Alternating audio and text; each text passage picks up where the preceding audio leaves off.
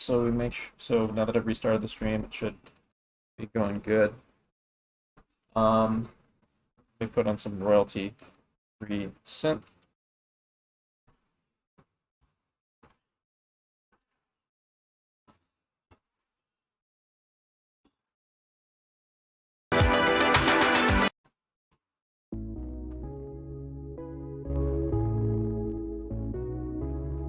Alrighty, so what we're going to be doing this evening is, you can see some of it on screen right now. These are some of the studies that I was doing for class today. You can see where I was pulling from Michael Hampton.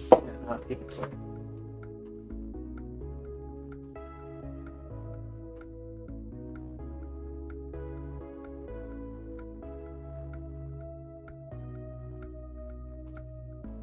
So anyway, I had to take care of something real quick. So what we're going to be doing tonight is we're going to be warming up with like going over some of this constructive anatomy stuff that I've done today. Thinking I might walk through doing one of these for you live again. I'm starting to get gradually better at these, and I want to get much more practice miles as I can doing drills and stuff. I'm probably going to walk through one of those, but let me show you a little bit what I did right now.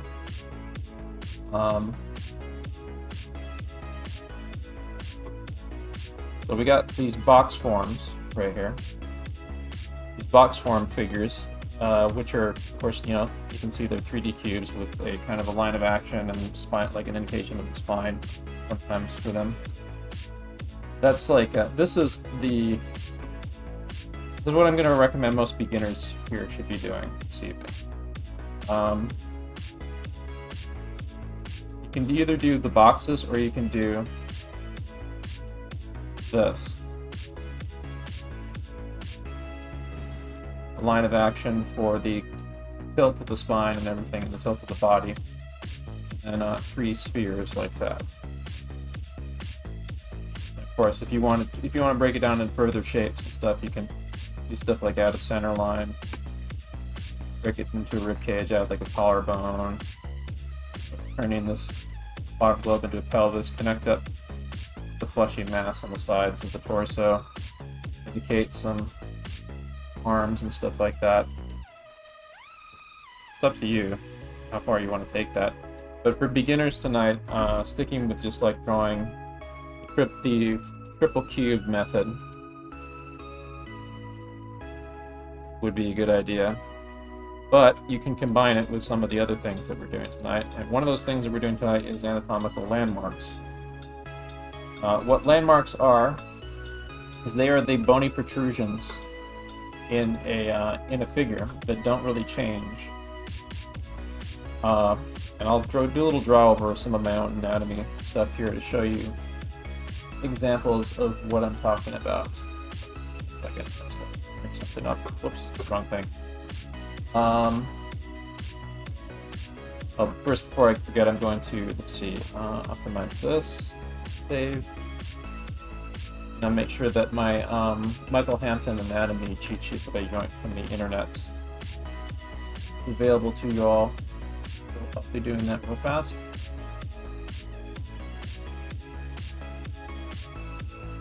Anatomy, torso anatomy, Michael Hampton torsos, there we go. Alright. There, you should be able to yoink that, or if you can't, just search for Michael Hampton torso anatomy or Michael Hampton figure drawing in Google image search, and you should be able to find a good wealth of stuff to practice from. And if you have the Michael Hampton book, then you can study directly from that too. We're going to be going over. So let's see here. Hampton stuff there. I'm just going to grab. I need to grab real fast. Where did I put it? So embarrassingly disorganized. There we go. Alrighty, so your basic landmarks, and I'll go through this slowly again so you guys can. Actually, you know what? Here's what I'm gonna do. I'm gonna have you guys do this. So, first, I want to take out your pencils real quick. I want you to draw a square, kind of like this. like angled in space, sort of like that, tilted back. Then you want to draw like an underside for the square and make a parallel line. Turn it into a cube, like this. Now you kind of you can kind of plot in where the spine is, sort of like this, or like a rough kind of line of action sort of thing like that. It's kind of like S-curve thing. So I want you to kind of, you know,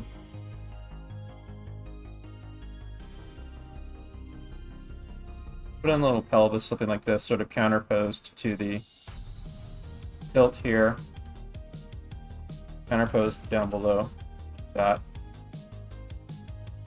That pelvis is going to be roughly about the same width as the cube you made for the torso, so you can use little guidelines to kind of measure it like this a little bit if you'd like.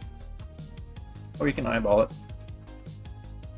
You turn that little top plane that you've made into a cube, kind of like this. Doesn't have to be too perfect, but I want you to kind of just get this started, so you can plot landmarks with me. And then you can just like throw a head in. We're not too concerned with head complexity at the moment. So what I'm going to do now is I'm going to show you what the anatomical landmarks are. The first one, the pit of the neck.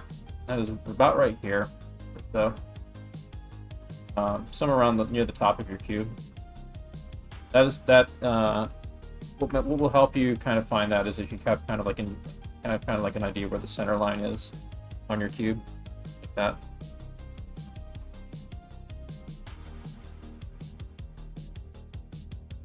And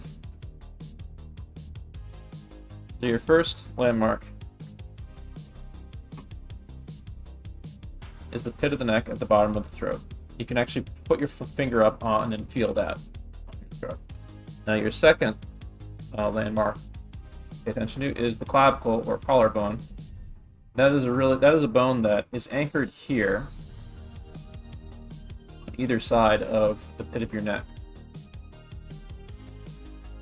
And it has kind of like a bicycle handlebar sort of thing going on with it, like that sort of thing there.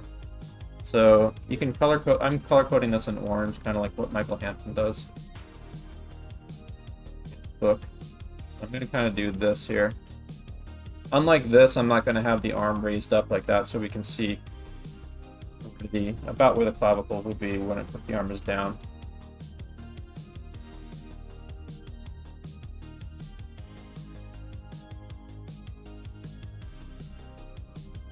Then you have the manubrium, which is actually the top of the sternum. It's this kind of like, almost like Superman's crest with the bottom top chopped off of it. That's at the top of your sternum.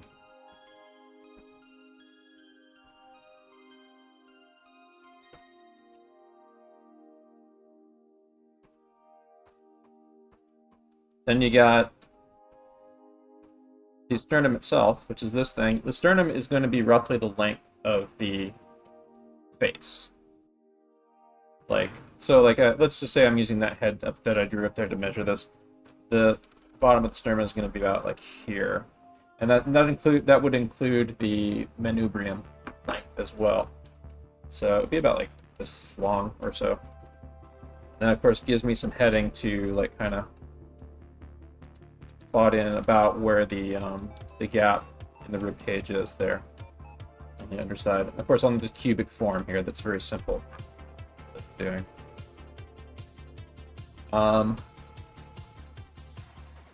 See. All right. In the next form, I'm going to actually turn the cubes I made into something a little bit more egg-like. Perfect. I kind of need that for this next part.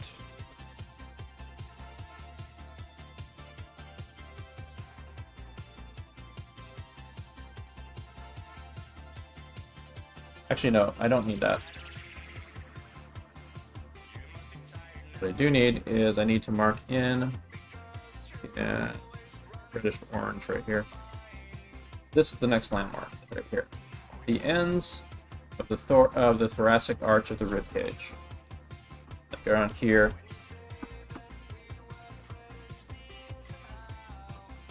Find some around here, I'd say.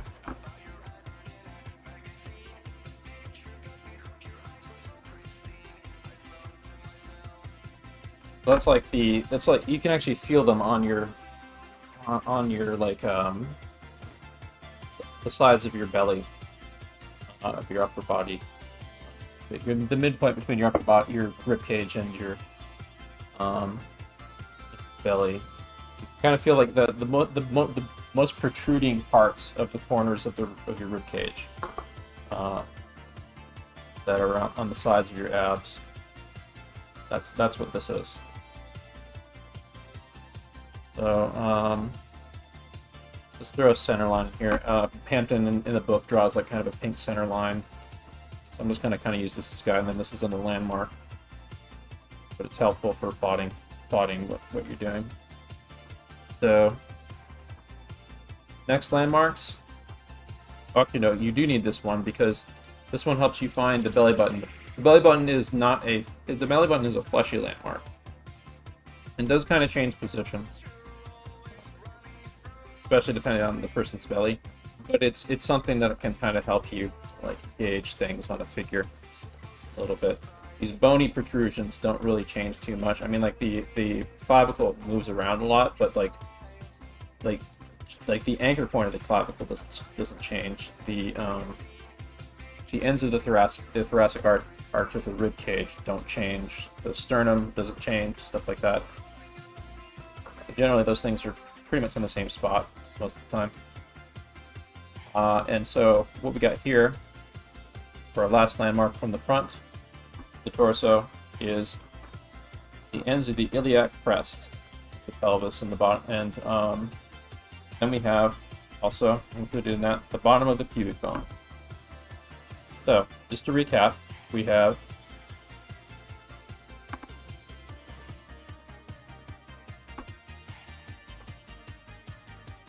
one,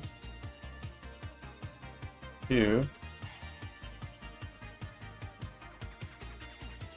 three, four,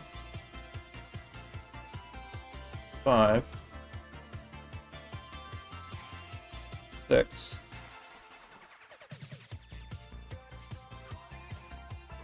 I would say that 6 is kind of optional because it's like a fleshy thing, but it's still useful to plot the anatomy with. But let's see, it's 7 and 8. 8 can probably be included in these two, but like these are can be included with 7 as well. But I prefer to keep that separate because like the pit of the crotch kind of feels like it's its own thing more to me. So like these are kind of your basic landmarks and stuff. We'll be going over a little bit more into how to make this handlebar work properly. The clavicle, because the clavicle is a really tricky piece of like, mechanical human engineering, basically. So it's going to take a lot of practice, and fortunately we have like stuff we can study from and draw over, play with, to help with that. So that's the anatomy points from the front. I'm going to screenshot that for chat. This is, mind you, like this isn't the best drawing. This is just a reference guide that will help you kind of remember what we're trying to do. So let's see here.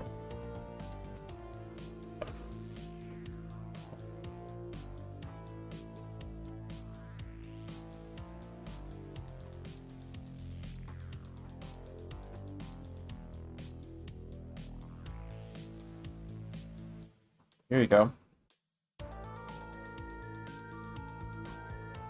That's uploaded for you to reference from chat.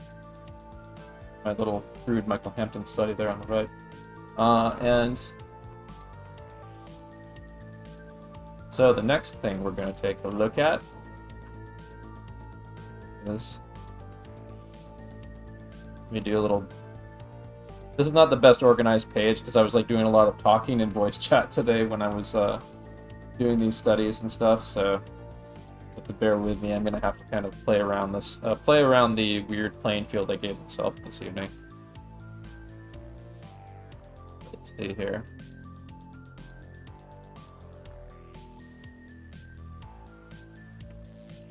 Monday's class, we're going to be getting back to being more organized with our studies, because we're going to be returning to doing the Ethan head wedge thing. We'll probably sneak a little bit of practice with that today into what we do too. But Monday will be the return to the head drawing stuff, and I'm going to be putting an emphasis on facial expressions. Monday class, in particular. In the future, I actually want to do hair too, but we're going to be concentrating on facial expressions, and also facial expressions are probably some of skull anatomy, so we can understand the muscles of the face in relation to bones. So it's like when you study facial expressions, you want to study the anatomy of facial expressions too. So we'll kind of segue into doing some, like, incorporating some of the anatomical type studying that we do for stuff like this for the face on Monday.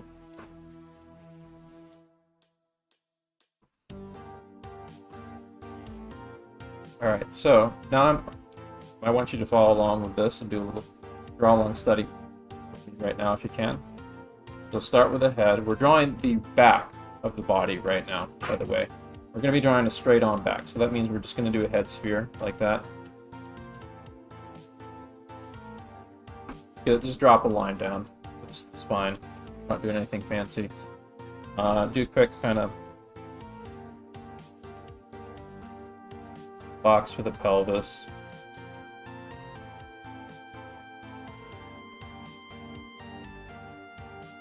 Really crappy pens. I need to get less sketchy with these pens. The new nib, so I'm having a little trouble. And then I want you to make the base of the neck should be back. So I want you to make kind of like an ovoid egg shape, as symmetrical as you're able for the rib cage here, and keep the sides about parallel with the sides of the box that you made down below. Okay, so from here, I want you to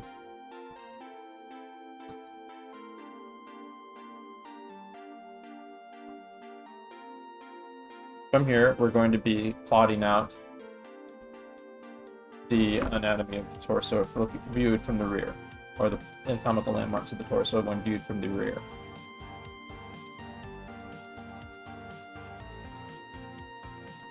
So I'm going to have you add a couple more details. Put a little triangle wedge like right here at the top of that cube down there.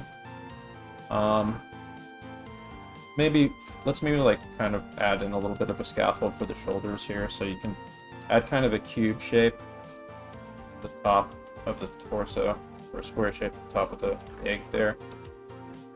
And let's add like some parallel lines here. Got the base of the neck. Go up there, a little bit further down from the halfway point of the head. So we got this little starting point that we're going to be using to plot our landmarks from our anatomical landmarks from the rear.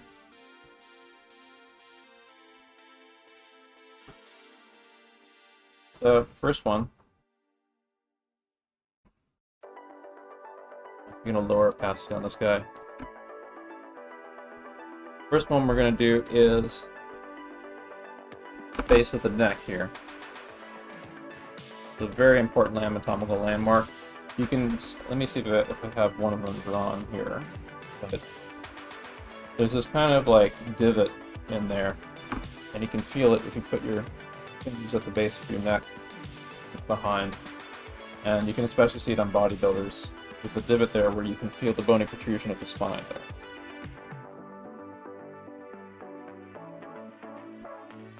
So that's the seventh. That's known as the seventh cervical vertebrae.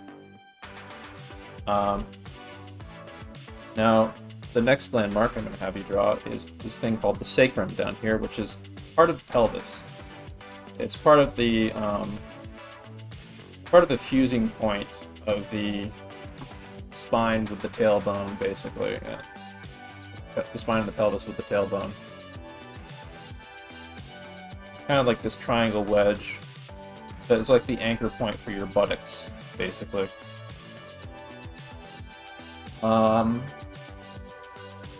So it's hard to see it from here, but there's also I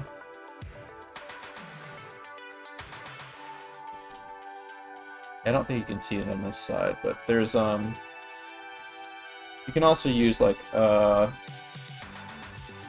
bottom corners of the rear of the rib cage as landmarks too, although I don't think we should really dwell on that. The next landmark is, this one is going to be a little bit more complicated. This landmark is one that moves on its own. It is the scapula. It is ridiculously complex in how it moves, how it interacts with the body, and drives like drives how the shoulder muscles work and stuff. There's a lot of different ways to simplify it, but you can use like a simple triangle shape stuff. But the way that this thing is working is it's actually wrapping over the back.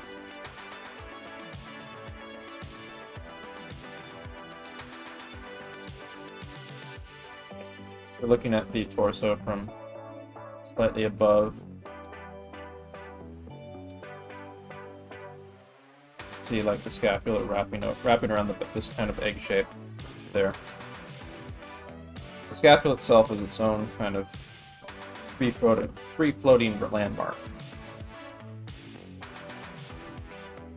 Depending on the position of your arms, the position of the scapula will change somewhat. Get them on both sides.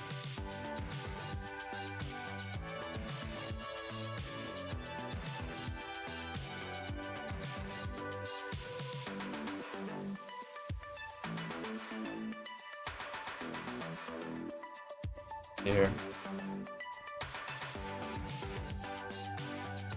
So even when you're drawing a torso from the front, you can potentially even like if it's in 3/4 view, you can potentially draw like scapula in there. Here, I'm gonna use like pink for the scapula here.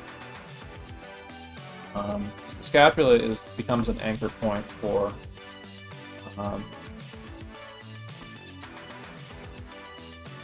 your arm, the top of your upper arm, basically.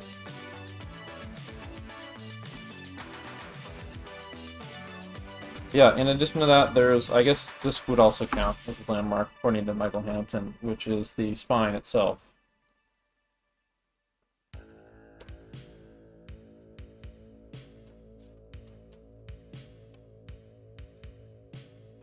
Viewed straight on from the rear, it's unless the torso is bending from side to side, it's going to be pretty straight like that. Like you can potentially get the torso to bend and stretch, kind of like this, and bend and stretch the spine.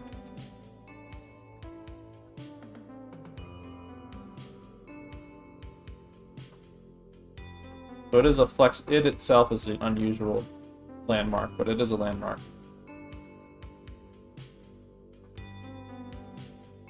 So the purpose of landmarks is they are your kind of like your GPS. They're part of your GPS system for understanding where you are located in a figure. But what I'm going to have like the newcomers all of this do is I'm going to be supplying people with reference and suggesting reference sources people go for, and I'm going to have a number of phases for which you can do anatomy studies tonight. A number of like detail levels. First one, here's the first one. First one is line of action, sphere, and optional head, and like that. Second layer of detail is you maybe do start with kind of with the spheres, but then you try to get like the anatomical landmarks into it. You try to get like some of the clavicle in there. You try to get some of the pit of the neck there. You try to get some of the sternum in there. about the underside of the rib cage and get like the corner points of the rib cage in there. Get some of the scapula back in.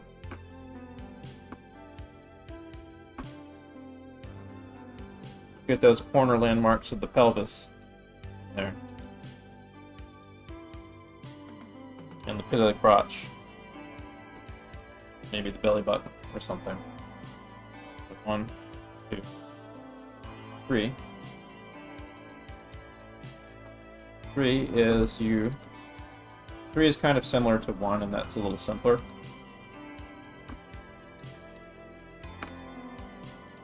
But you do cube studies over and over. And you can bounce between different levels of detail for how you do these, by the way. So you're not beholden to any one of them this evening. When you do a cube, like, be sure to add a little C-curve for the neck there, too. And you can potentially do a cube head, but I'm just going to put, like, a simple sailboat shape center line on it for this. And then, like, with this, like, you can, you know, just copy paste this one. Drop the thing. And then, like, you can plot your anatomical landmarks, figure out, like, the collarbone on this guy. Start memorizing those simple landmarks. And just, like, drilling yourself on them.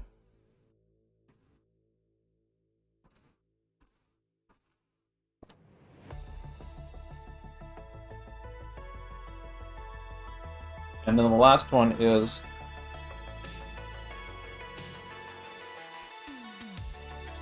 where you've kind of like done like the landmarks and things like that. You say maybe, hey, you know what? I'm going to try playing with muscle insertions stuff. I'm going to start like, adding like the neck insertions and things like that. You know, well, like basically, I'm not going to draw it out here, but basically like you're going to be doing stuff like this.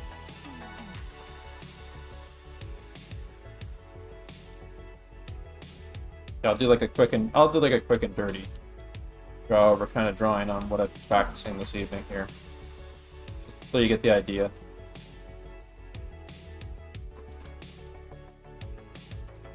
So basically, you start layering in the muscles and stuff.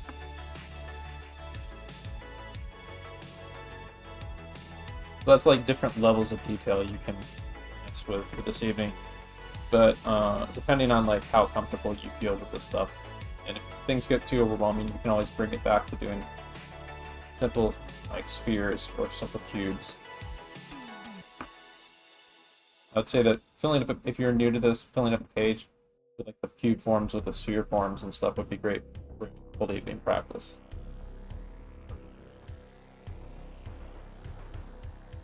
So I'm going to put that in the classroom chat.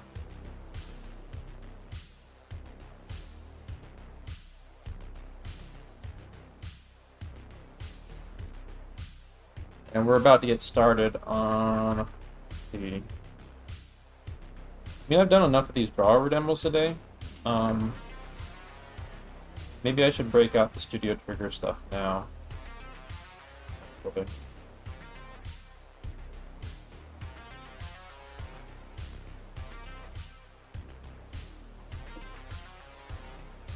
This is some of the demo stuff I did yesterday. Or not yesterday. Yeah, yesterday.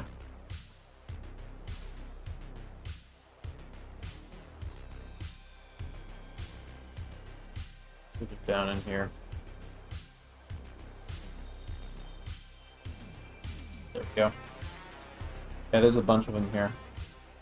I'm going to blank them out because I'm going to do new ones using some of the figures I already drew previously. So what I want people doing right now is you can watch what I'm about to do, take some notes, or you can do a Google image search for Yo-Yo Shinari sketches and find pages kind of like this. Sorry, I didn't understand. Shut up, Google. You can find pages kind of like this, which show off like more of the figure and stuff, preferably without any clothes, because like it's kind of hard to decipher these. But try to find as many like Yo-Yo Shinari sketches that you can that show off like figures like this and stuff to do drawovers. Preferably ones that aren't warped on the edges like that are good scans. Like this is a good page, for example. If you have other artists that you also want to practice from, you can use those too. In addition to this, you can also grab still frames from Studio Trigger Animation. There's a really good frame right there. You can also grab still frames from like Studio Trigger stuff to practice. But we're kind of filtering back into this stuff now because like we want to take like the dry anatomy stuff we're doing and then filter it into something that's more intuitive and lively. So we start to kind of cultivate a sense of how to play with this stuff. Let's see if we can try to mix this up with a little bit with some photo studies tonight. Oops. In fact, it might be a good idea if I did a photo study first. So let's see, Pinterest. Dynamic.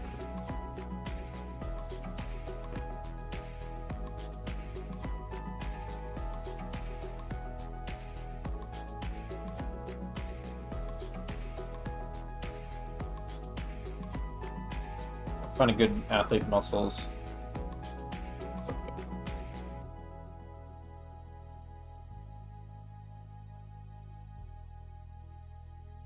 This might be a good one.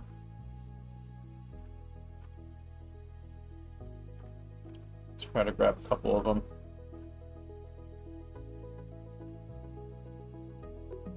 Yeah, this might be good for this.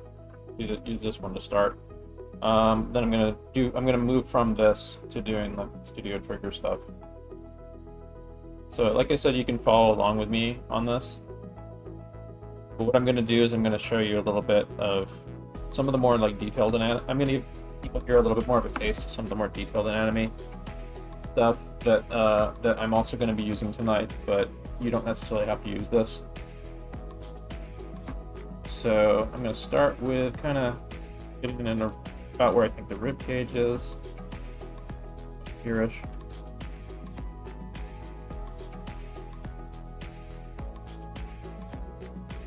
Pelvis about here-ish. I want to say. I'm not worried about making this too perfect because I'm not too horribly warmed up with doing photo drawovers. I just want to get like enough of the information down to kind of show you guys a little bit anatomical detail stuff in relation to a real world image. That I'm just going to throw a quick head in. Use this as an opportunity to kind of do the Ethan Becker face wedge. Quick.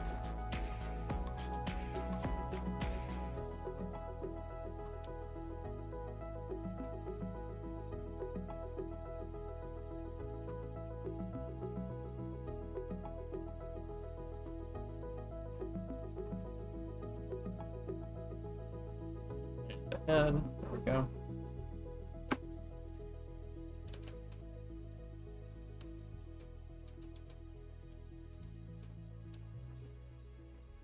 Alright, so I'm not gonna get too crazy complicated with it. Alright, so now I got this. I'm gonna plot in about where I think the spine is. Something like this. I want to say spine is gonna do kind of an S-curve sort of thing here. It has its own thickness and stuff, but I'm not too worried about it, right? I just want like the basic line there. Then I got that. So what do? We start looking for our landmarks. Here's the pit of the neck right there. Collarbone is doing about this on either side.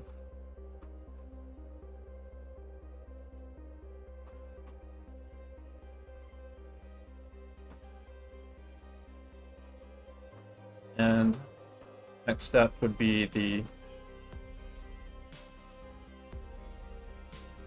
manubrium right here, top of the sternum.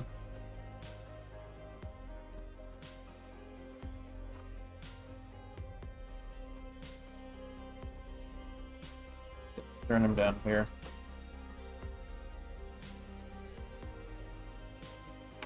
About there.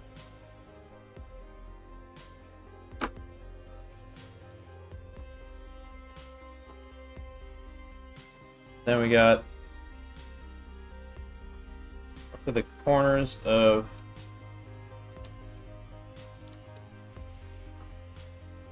the cage there, the bottom corners of the rib cage, ends of the thoracic arch of the rib cage. Also means I'm going to go back here and torso egg shape. I have a couple adjustments to make for that. One of them is this.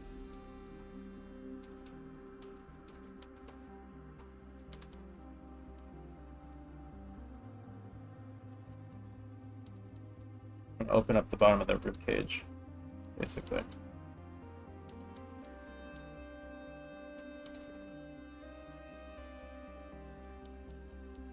So then,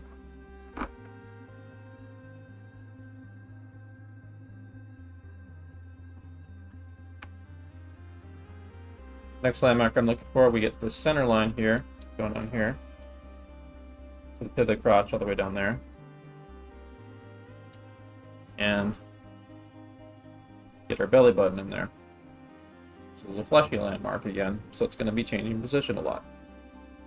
And then mark these corners of this cube, which is a good spot to mark roughly about where the iliac crest is of the pelvis. And pit of the crotch there. So we got all that. Those are our landmarks.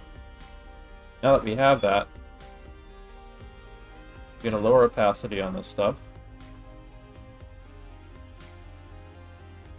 I'm going to do a more detailed draw over now of how the anatomy hooks up on this thing.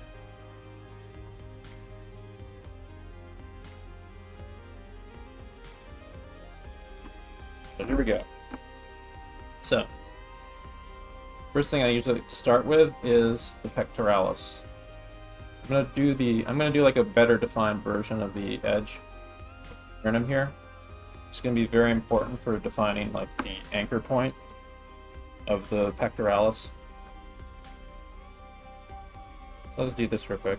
Yeah. Also, this is like kind of quick and dirty anatomy, so it's not gonna be like super detailed. It's just like quick clip notes version.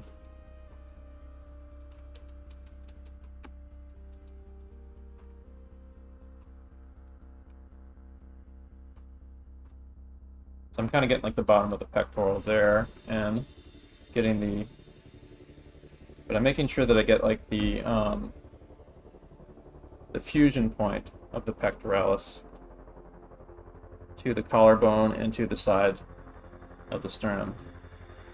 Because what I'm going to do is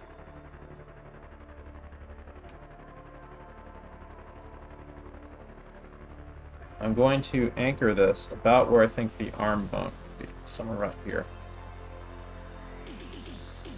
And you can actually see that right here.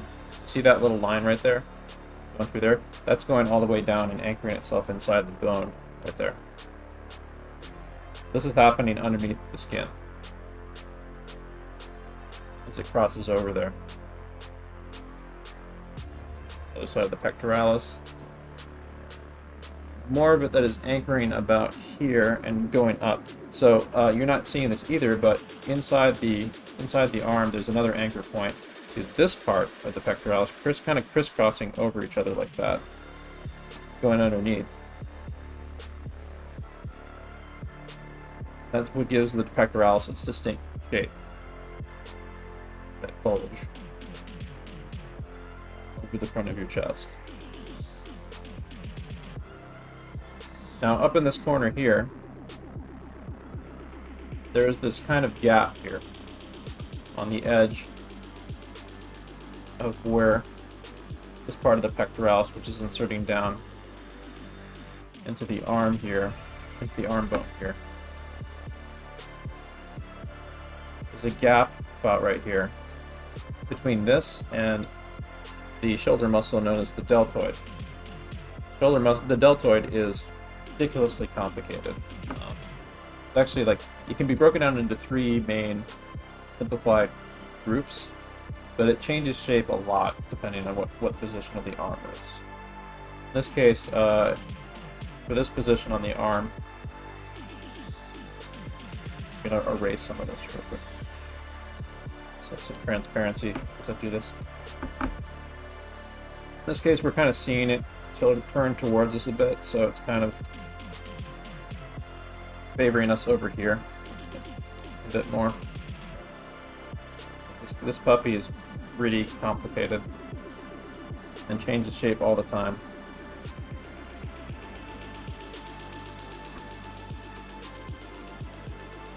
While I'm over here working on this arm, I'm going to include a little bit of the bicep right here. There's a dividing point between it and the tricep, so it's going to do I'm not going to spend too much time on the complexities of the bicep and the tricep. I'm just going to indicate kind of just this much for now. We'll get more into arm anatomy complexities in the future. Possibly we'll touch on them a little bit more tonight, but arm anatomy kind of needs its own session, I think.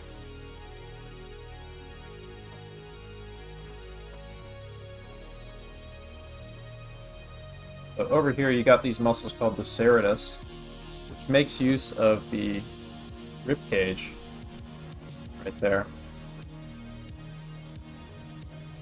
The serratus muscles are attached to the underside of the rib cage, and they kind of look like there's these bacon strips that are wrapping over the rib cage, like so.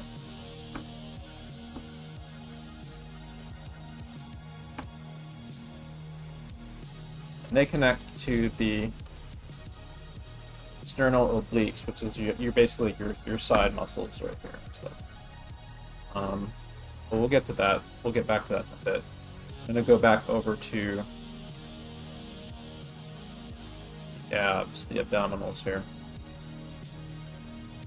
I'm going to rush through the rest of this because I want to kind of get people more into like loosening up with anatomy stuff, but I'm going to kind of rush through some of the rest of this. Like you got this big strip right here going down the middle for your abdominals.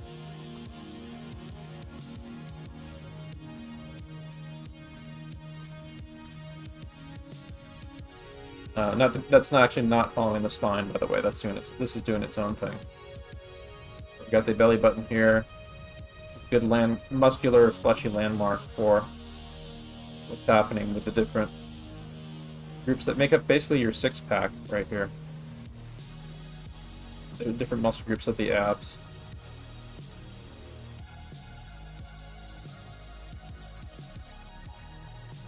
I'm gonna power through the rest of this for you. We'll be able to dwell more on these muscle groups and the complexities of them later.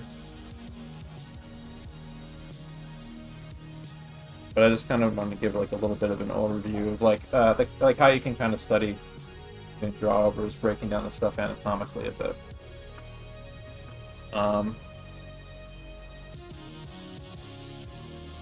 I've added a latissimus dorsi in here, which is a really complex tape-like muscle which stretches out over your back and inserts inside your arm.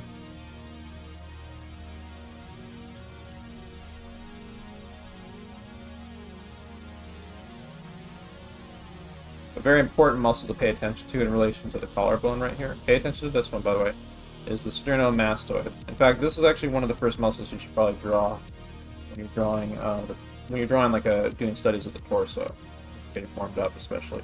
So it works like you got this one strip that comes out from the ear and anchors itself down here to the collarbone, pit of the neck, and you got this other little kind of gap here. Another part of the muscle sort of branches out and fuses itself to the collarbone out here.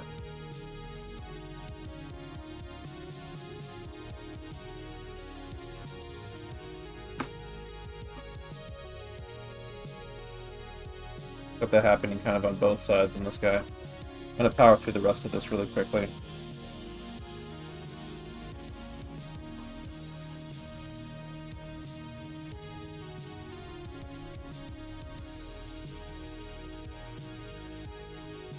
Back here we have, I think, the trapezius right there, which is like a huge kind of star-shaped muscle that makes up the back of your star-shaped muscle group that makes up like the back of your neck, and it also makes like a good part of the upper part of your back.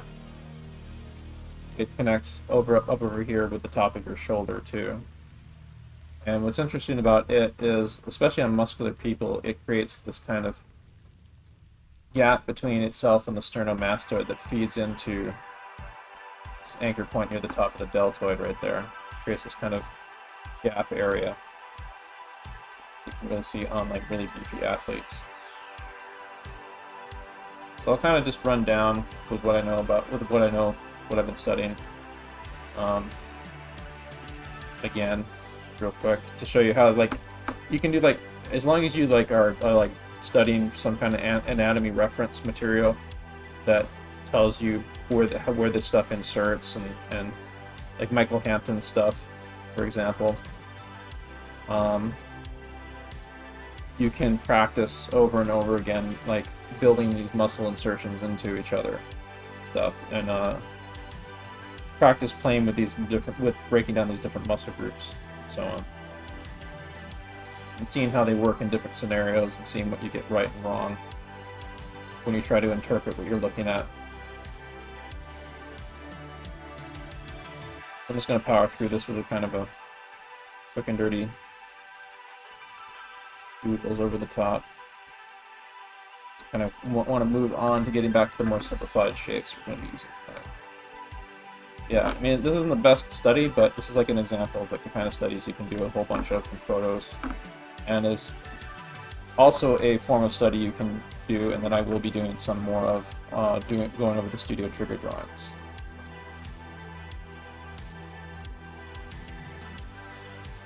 So I'm definitely going to be giving I'm going to be strongly suggesting, and I'm going to be doing this too, that people do draw over anatomy studies, trying to, with the help of a good like how to draw anatomy book, basically, that breaks down what these muscle groups are for you, step by step, doing drawovers to insert the muscles in and group your muscles up, get the muscle groups in, maybe even color code them and stuff. Because like you want to drill this so it starts to become intuitive to your thought process. So then you can do something like then you can use this stuff in your animation, or you can infer it into things like this. Let's play with this medium-sized buff dude here a bit.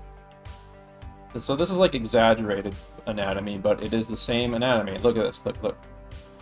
We got the here. We got the anchor point right there. The pit of the neck right there.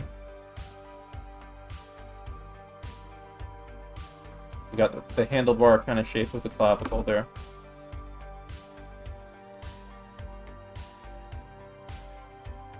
We have the top of the sternum right there.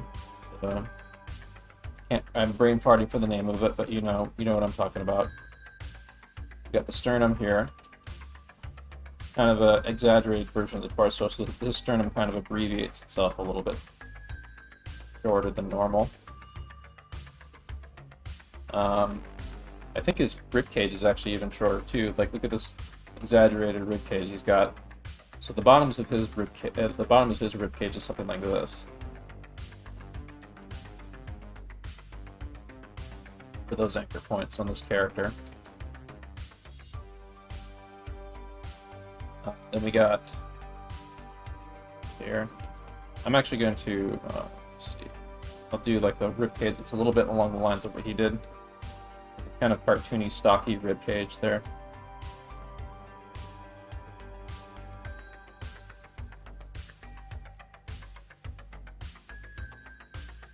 So he really, really likes emphasizing the iliac crest with the hip bones an awful lot. So it gives it kind of a very nice athletic appearance to a lot of the characters that he draws. He's really got a clear indication of that. And you can even see, like, right here, like he uses landmarks. You got landmark, landmark, landmark. You can see a little bit of indication of the collarbone landmark. You can kind of sense where the landmark of the sternum is here. This character, you can kind of infer where the hip bones are, but like a lot of his characters, you can definitely like make out the iliac crest pretty easily. This character has it pretty exaggerated, for example.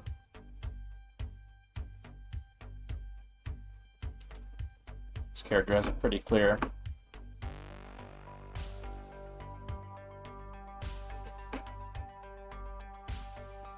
Just gonna make a little dish shape for the torso, for the bottom torso. Another thing you can do, like for your torso egg and your pelvis, you can do kind of like a tapering cylinder dish shape for your pelvis, and your rib cage can be an egg that's opened at the bottom, basically.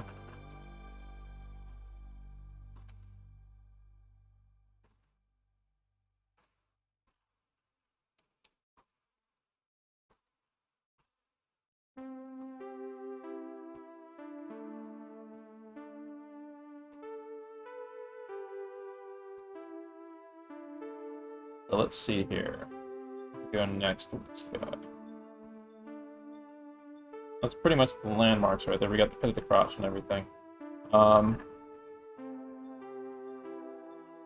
yeah, you can do these, and you can do studies like.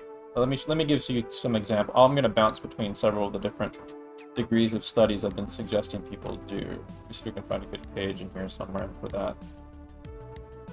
So.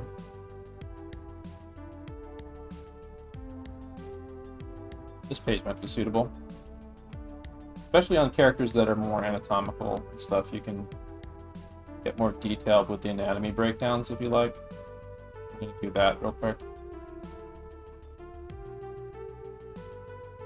I'm going to use the reference I have. I'm going to keep those landmarks in mind.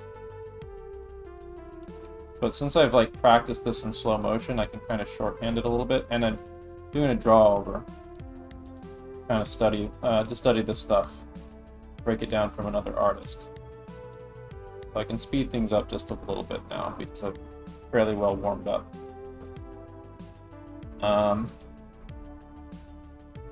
So to indicate like part of the bottom of the neck here, part of the bottom of the skull actually, and most of my landmarks.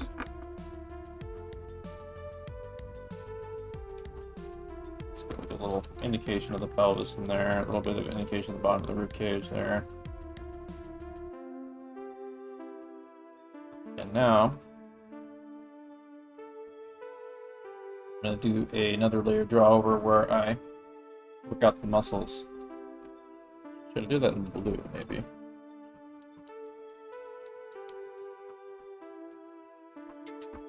I'm going through the same stuff that I was showing to you earlier. Trying to work out the same muscle groups that I was showing off. Yeah, it's sternomastoid here. Connecting up with the ear.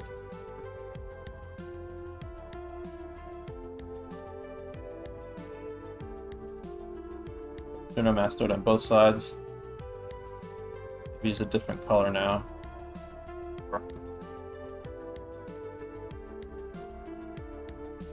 Trapezius back here, connecting to the top of the shoulder there, and fusing at the base of the neck.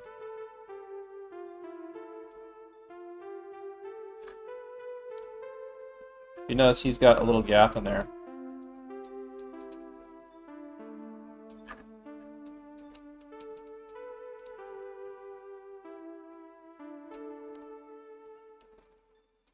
which is where it's supposed to be. And let's see, I'll take orange and I'll do the deltoid right here. I'm going to draw through the hand that I see there.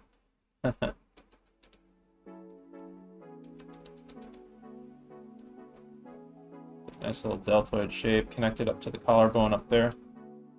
And you can see there's the little gap area right there. Kind of helps me figure, and you can see like a little bit of like you can see a little bit of like that muscle right there that's going underneath the deltoid and underneath the arm flesh and stuff, and is fusing to the bone underneath here.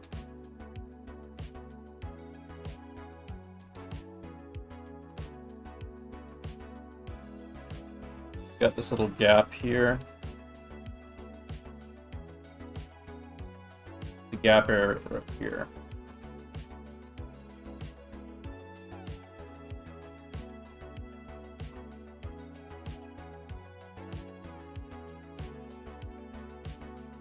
Stretching out over the chest. Looking out from the anchor point here.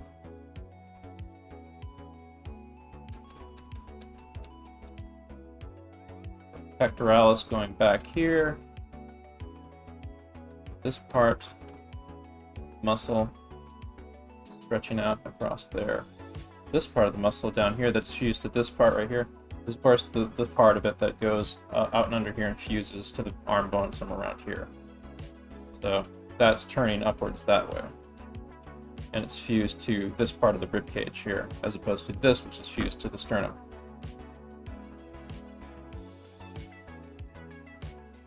Then we got the serratus down here, don't we? So I'll indicate that with green. So remember, the serratus is attached to individual ribs. Believe it or not, like the serratus continues all the way up underneath your bone, going up like all the side of your chest. If you were to remove your pectoralis and other muscles, deltoid, another thing, you'd see like a bunch of serratuses going up the side of your torso. I suggest you try that at home sometime. Just play yourself. I'm going to use yellow to indicate the latissimus dorsi,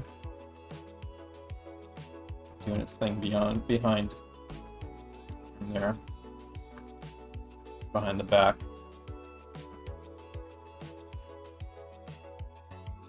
We got the, I think I should do the abs next, yeah. Got the abs here, kind of using the corner of the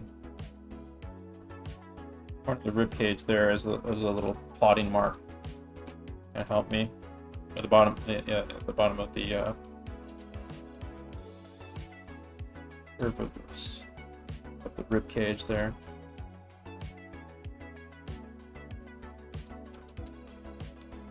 Just kind of guesstimating about where, yeah, the pectoralis would go here, so I put that about there.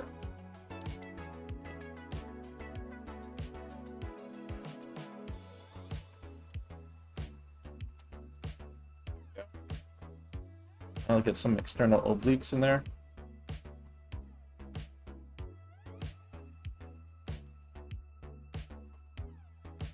And this goes down here and actually fuses with part of the foot of the crotch. Yeah.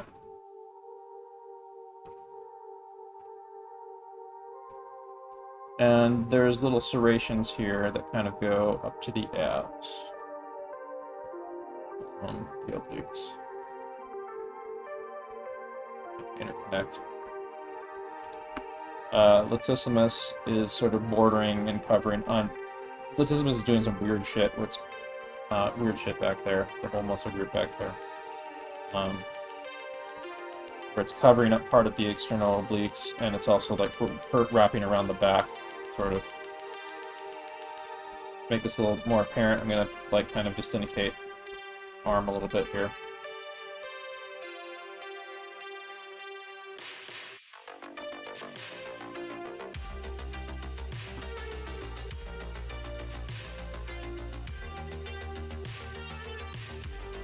These classes, remember, these classes are, I'm not a master by any means. These classes are classes not just for you, but these are also classes for me. This is a study session for me. I'm getting anatomy drills in right now, doing this with you guys.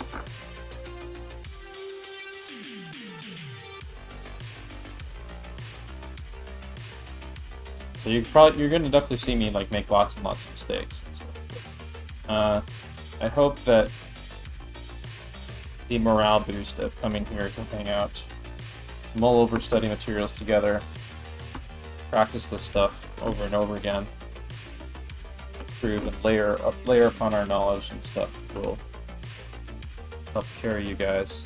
I've been using these when I re-entered the industry with my improved animation skills from what I've been doing in these classes, self-driven classes that I've been running. I want to keep using these classes as a secret weapon on the side. I probably won't run as many as I do right now when I'm working full-time, but I definitely will be like doing figure drawing and anatomy studies and animation study classes. I will actually try to target stuff that I think would help me do better performance of my job. If there's like target areas of things I'm struggling with, like say I keep running into bottlenecks on the quality of my hand drawing, do like a hand anatomy session with you guys, for example. That's a pretty worthwhile study right there. We'll probably divide up the abs a little bit more. What's cool is like you can keep doing like more of these and you get more detailed with them and get more efficient and useful with them. So like I'm gonna keep doing anatomy studies like this throughout the next week. So I'm looking forward to seeing like how like my studies like these improve and how they influence my ability to construct and freehand stuff. So like the next step after this will be to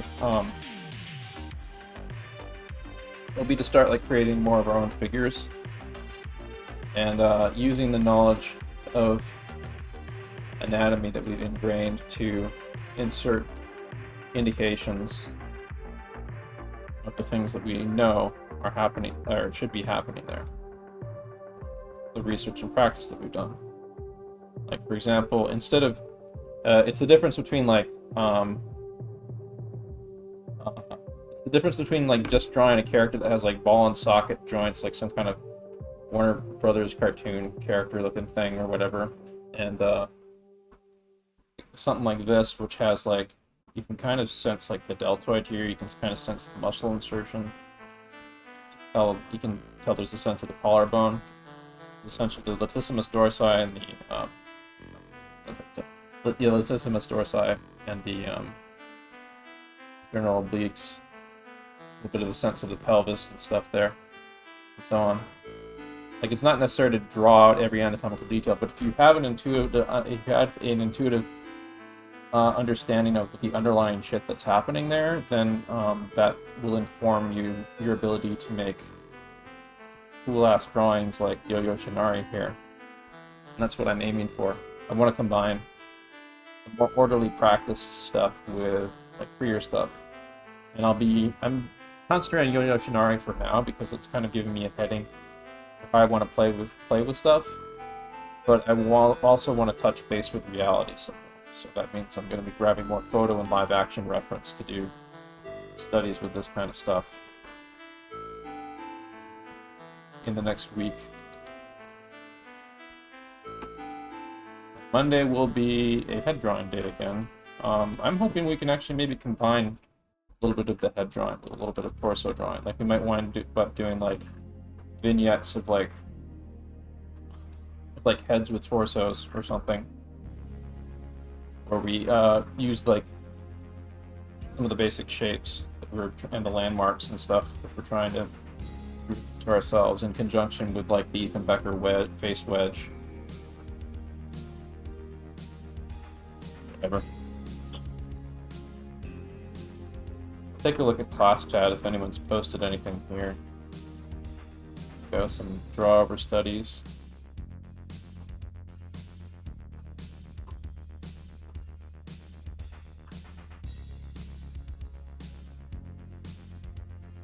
Yeah, Yo-Yo Shinari sketches should give you some good ones to go with. If you're trying to look for trying to hunt for images like these.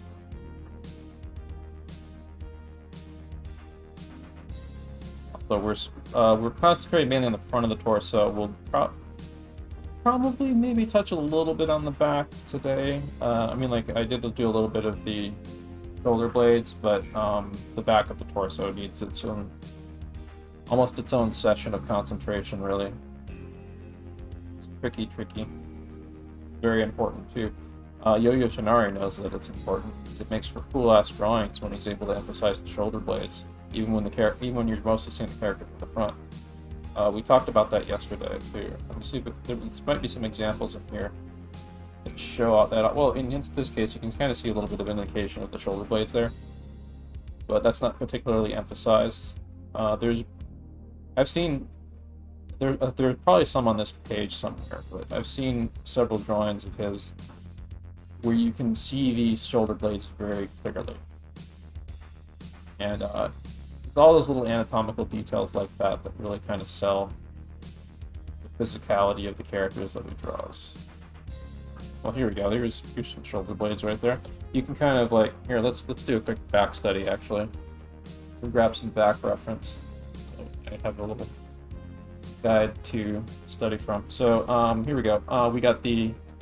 I'm just gonna run down this really quick. Let's do a back anatomy speed run. So got the trapezius right here. That's that neck muscle that connects up to the back of your skull and the top of your shoulders. But it's doing so much more. There's this little kind of star shape. Remember that back landmark of the base of your skull? There's this kind of star shape. It's right there. That diamond shape that opens up there. The muscles. So got the spine going down here too. A little triangle right there. This is one of our other landmarks. You can even add, I think you can even see a little bit of the pit of the neck right there. So indicate that. So this is our spine. One thing to note about the spine is, like, let's say you're looking at somebody's body from the top down. It's not going to be perfectly like an egg shape like this. There's going to be, so here's the head right here. Head's facing that way. There's going to be kind of a divot here where the spine is in the back.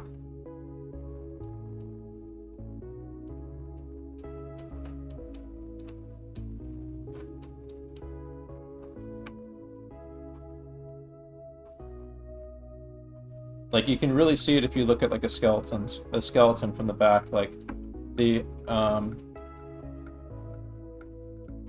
ribs like curl off the spine on the rear.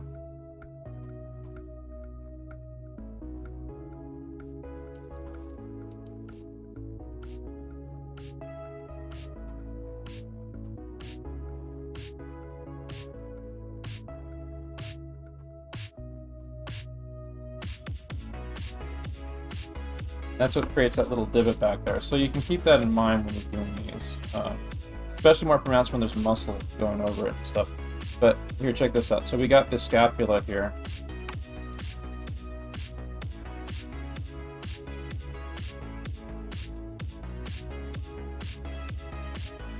Shoulder blades. It's kind of sliding islands that move around on the back.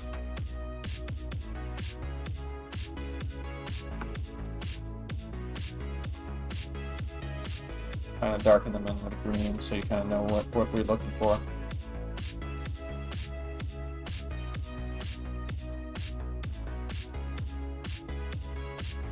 So then, in addition to that,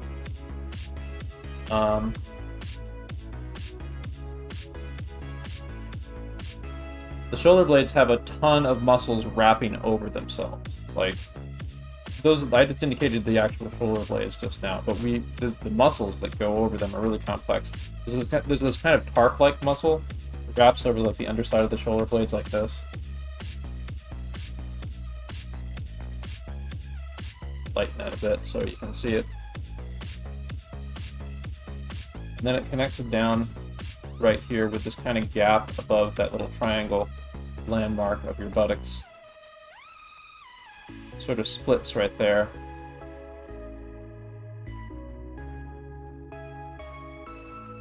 Oh, this is the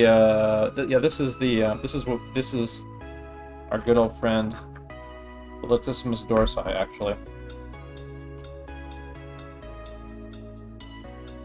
Got the spine going on here. There's some parts of the spine that are like gonna stick out inherently right there, especially on thin people. So in addition to this kind of tarp that covers up the latissimus dorsi tarp that kind of covers up the bottoms of the scapula. I almost forgot. It's a very important part I left out. So part of the trapezius actually dips down a little bit into the top of the back there. In the top of the split. Latissimus dorsi of the latissimus dorsi. So you can actually, this is one of my cheat sheets that I'm using right here.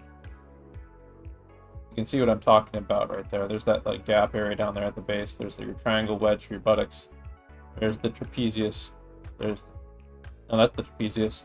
There's the latissimus dorsi.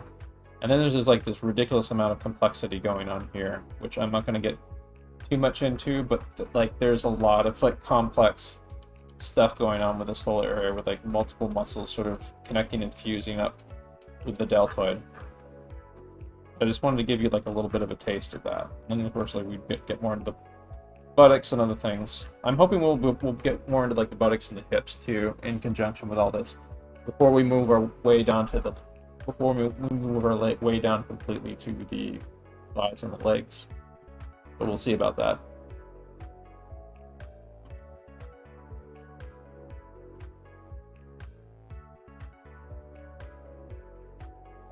Peter Hahn is also good ref for line work. Yes, Peter Hahn is very good.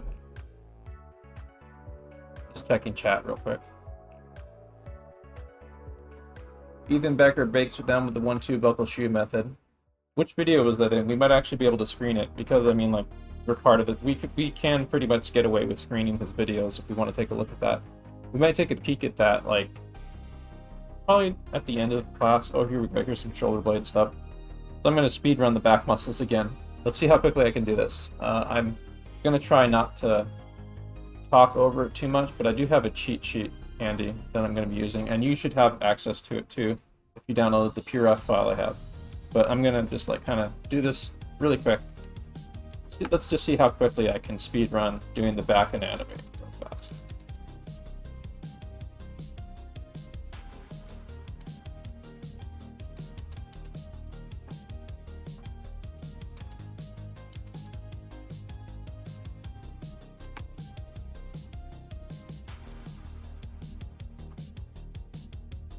There we go. Got the trapezius, more or less. Now, latissimus dorsi. Back here, just get the big ones out of the way first.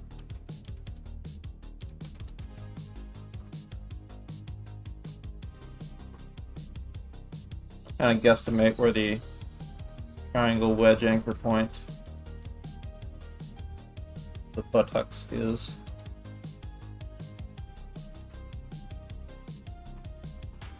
Like that.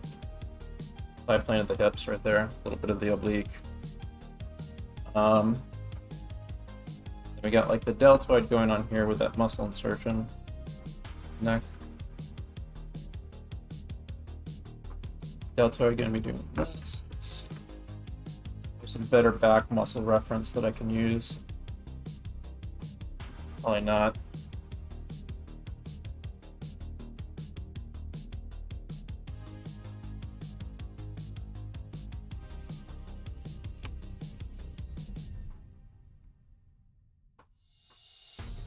See if I can remember this. So there's, I think there's one like this.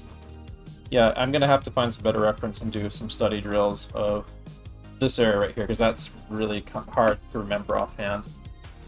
And I don't have a visual reference that I can pull from for that. Yeah. But I mean, like when we start memorizing these things, we'll be able to run them down. Let's see for example, like without using my cheat sheet, let's see how far I can get on my own, like using this guy. So let's go here.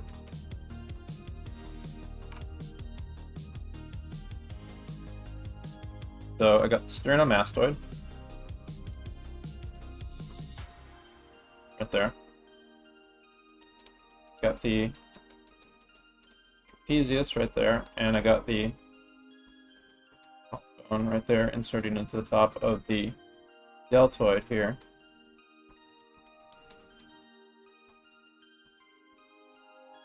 Sternum going down the chest here, creating those insertion points that I need. Like that. Pectoralis that's going into the arm, into the bicep. A little indication of the bicep tricep. Creating more of a top divot here for the deltoid.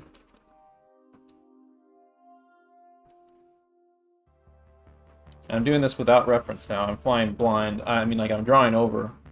Or he's drawing and he has some anatomical indications to give you some heading.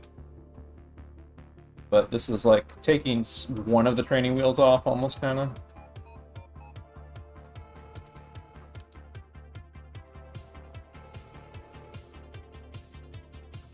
So it looks like, I think the hips are tilted this way, yeah.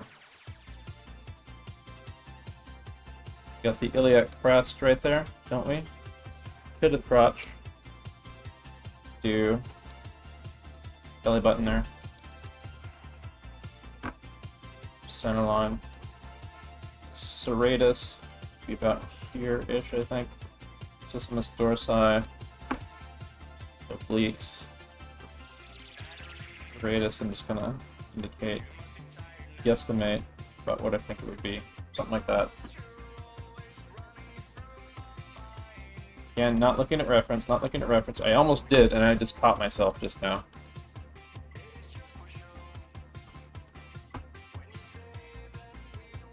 Creating the gap here between trapezius and the sternomastoid. That, and then we got this that's anchoring upwards. Underside of on the arm bone that's inside there. This. Like this, then we get this little gap here.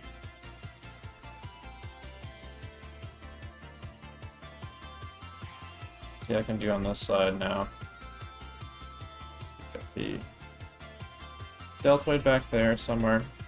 I have to kind of fudge it back there because it's a little hard to get in there.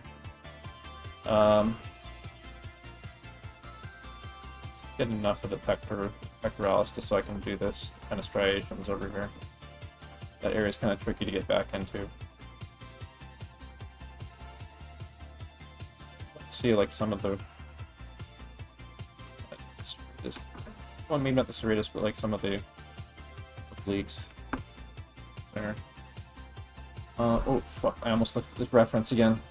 So I'm gonna try to draw from my memory.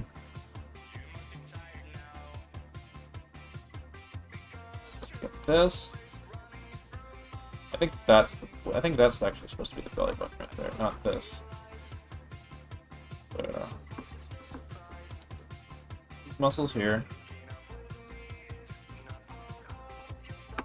Let me take a look at this. No, that is supposed to be the belly button. So, about here is where there would be a divide between two groups of muscles. This guy is probably just a really exaggerated long torso.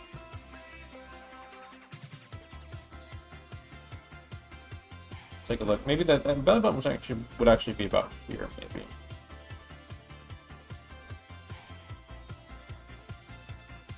It's tricky to say with this.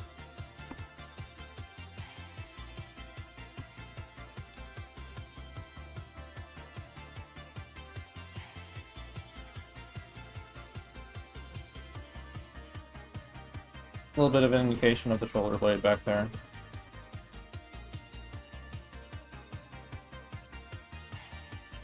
So there we go. Now I'm going to check my cheat sheet and see how I did. Yeah. It's a little clumsy because I was like flying blind. I need to do more flying blind in order to build up confidence in doing that, but yeah, not too bad for first pass at memorizing the torso anatomy from the front. And now to do it a trillion more times.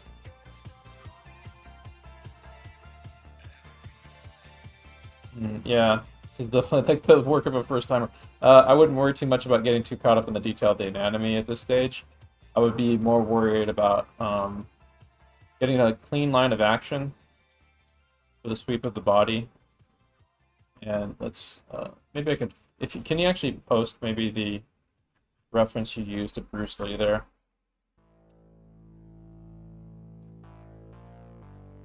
But let's see here. Maybe I can do a quick draw over of Bruce Lee. I'd say for if you're struggling with kind of putting down clean, confident lines, you want to keep things as simple as possible. Before you worry about getting into studying detail. So that means getting like a clean line of action, getting some confident indications of shapes of the torso like this. And then you just do this over and over again on like tons and tons of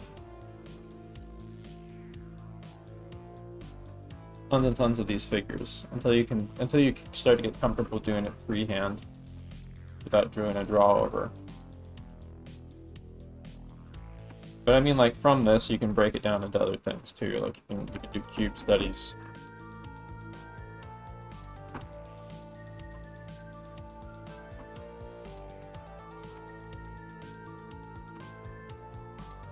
The box forms of like the rib cage and the pelvis and so on.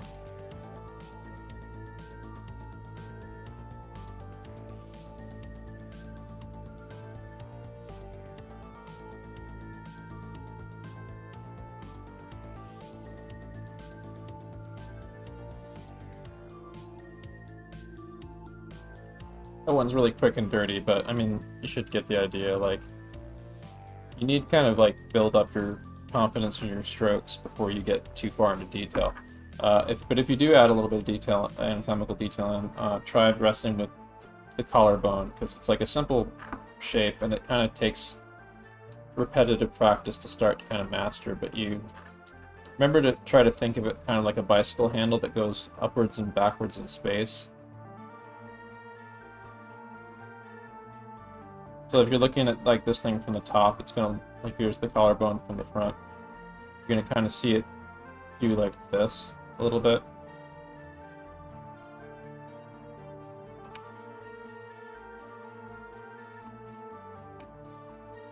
Like here's your head about here, basically.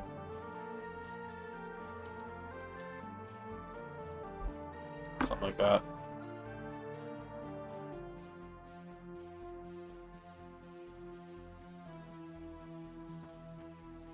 What time is it? It is 6:56.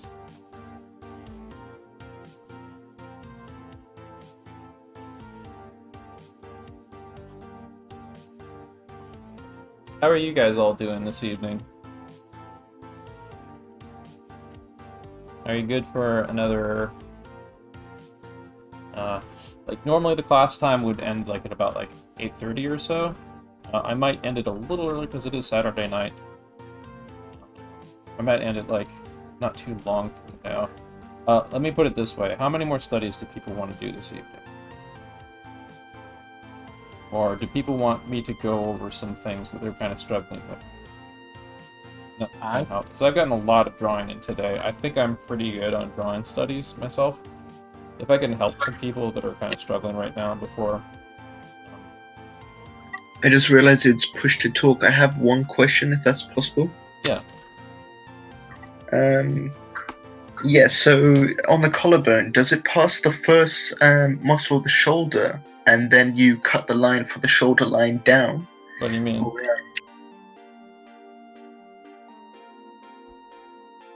What do you mean?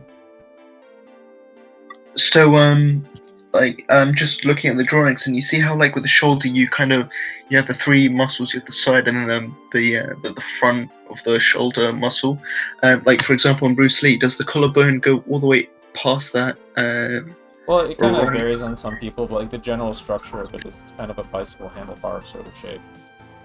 Michael Hampton does a good job of breaking down how it functions pretty well in his Sure, book. and then does that the end of the handlebars go past the first muscle of the shoulder, or does it just sort of touch it and then the shoulder muscle begins? Well, you don't have to be that concerned with that kind of nitpicky accuracy at this stage, but like generally, let's see.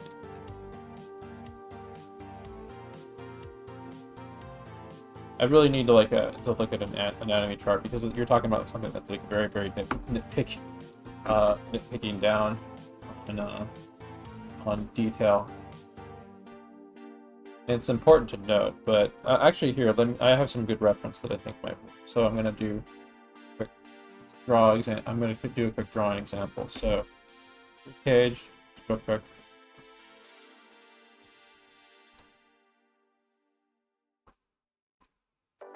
So I got the collarbone going up here, collarbone going up there.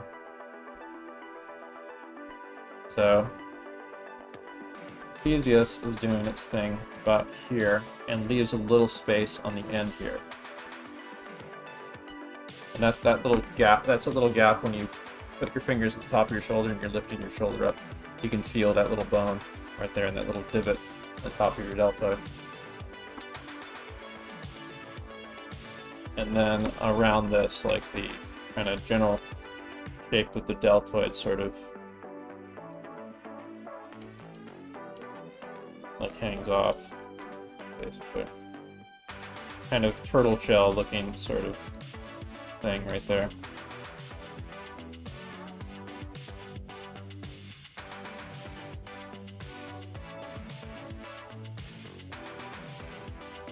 Sweet, and then at that dip is where the shoulder muscle begins. So you just break into the three parts.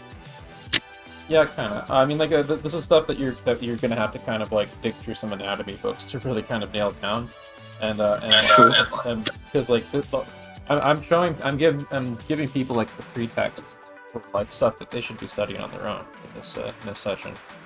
Like in addition to like Michael Hampton and stuff, I want people to kind of dig through and find other resources on their own. There's other resources I can suggest for this stuff in the future. I'm pointing people mainly to Michael Hampton today, because he's who I was mainly studying today. In the future, we'll be using stuff like George Bridgman, maybe Elliot Goldfinger, and other things that might get more into the nitty gritty of like anatomy, but like too much nitpicking in anatomical detail. I mean, it's good to kind of get exposed to it, know that it's there, but it's not necessary for good animation drawing, or even like for good illustration and stuff, to have that minute level of anatomical detail. Not always. I mean, there's notable exceptions, but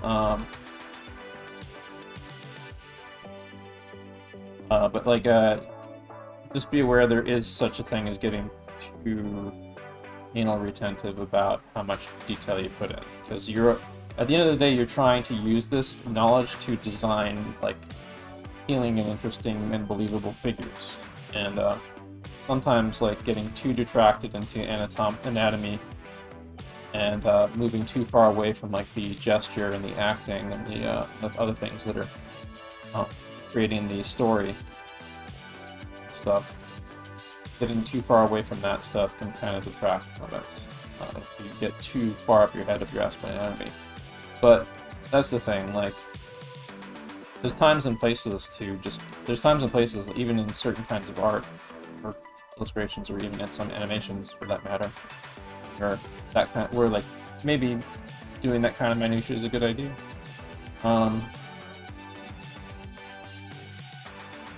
I just want to kind of like let people be aware that they shouldn't super stress out if they aren't like pinpoint accurate with their anatomy. They want the goal is to kind of have like a ballpark, be in the ballpark understanding of this stuff. So it starts to like look like it makes visual sense from someone who's like digested a lot of visual memory of like how bodies work, basically.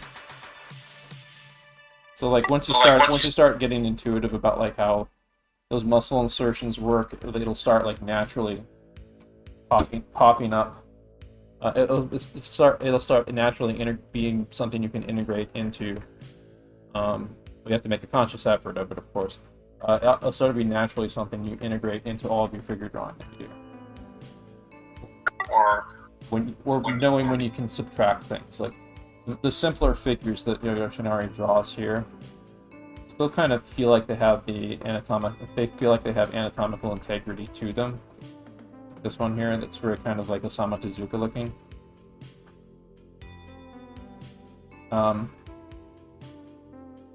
So like knowing this stuff kind of gives you a headway into knowing what to subtract.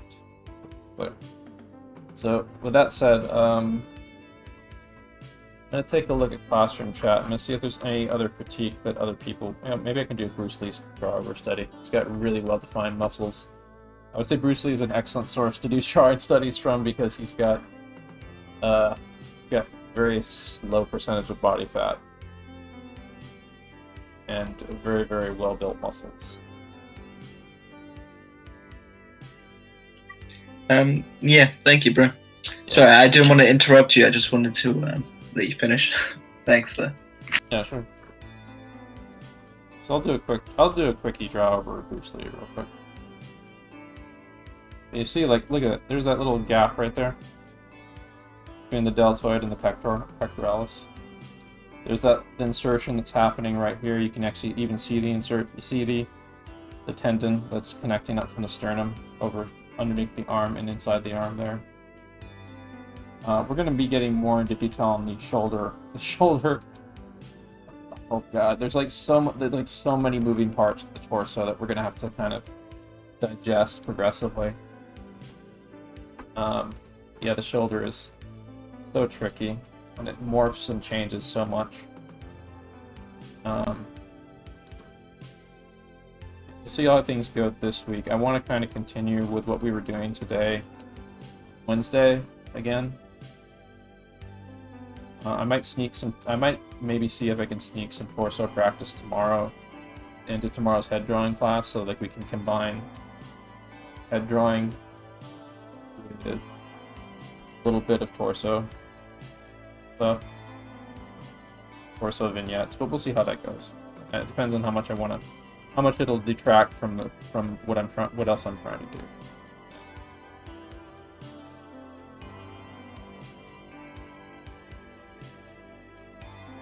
No, not tomorrow. Monday. Sorry. Tomorrow we're going to be doing a very short, probably not on. We're not going to be doing it on stream, but we're going to be doing it in Discord. We'll be doing a Blender study session for about like an hour and a half or so. Just like pick up one or two things about how to use Blender. I'm making a regular Sunday thing and spread at various points throughout the week a Blender study software session, basically.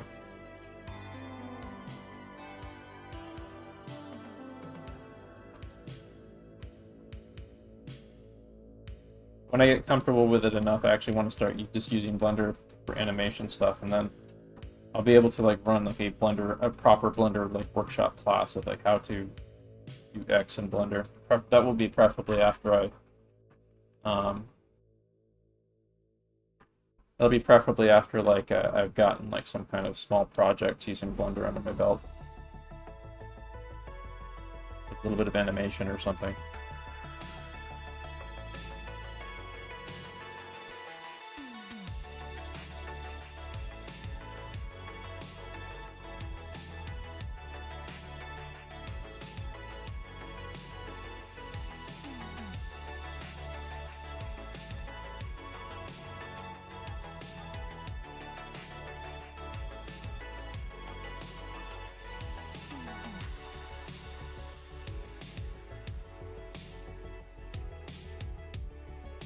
Just keeping this loose. I'm gonna check my cheat sheet because I kind of trying to do like a memorization walk through this a little bit. Let's see here. Put serratus in. It's about here.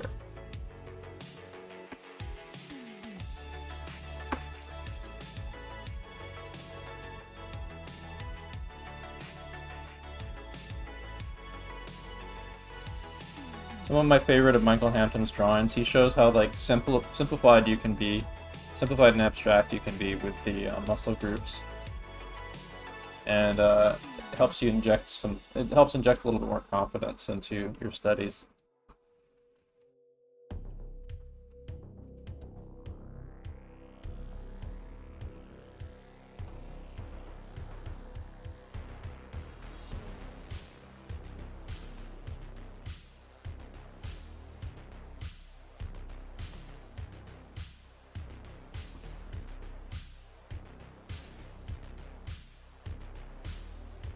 There we go. Could do more with that, but I'm kind of satisfied that I've been drawing like a lot today, so like I maybe don't want to quite overdo it. Let's see how much time we have left in the class real quick. 7:08. So we got about like an hour and 20 minutes. Okay.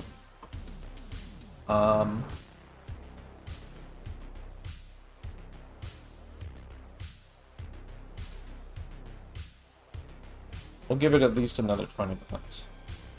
We might end the class an hour early. Actually, but to wind down, I'm going to give you guys guidelines of stuff you can be continually practicing on this. So, first off, that triple phase thing I was talking about, like where you can like practice this on a bunch of drawovers or freehand. You can do cube forms and box forms also.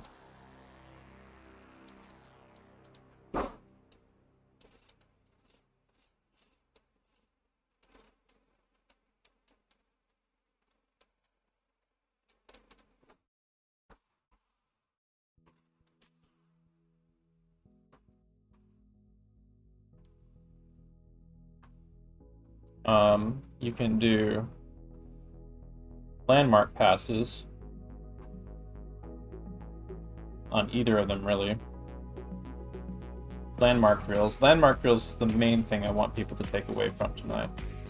But the more advanced people here who are pretty confident with moving ahead with like this, that's what I want you also doing too.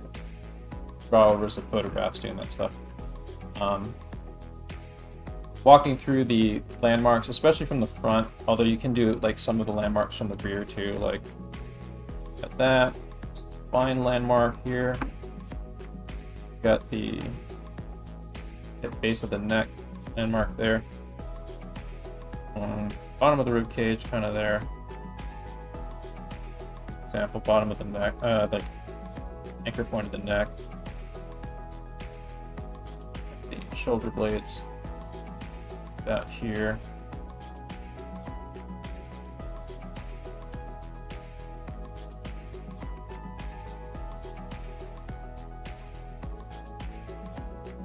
I did that one really quick, but like it's not a race for doing these. Like, good idea to really slow down and pay attention to them. And I'm going to be doing that too as I get more used to doing this over the next several days.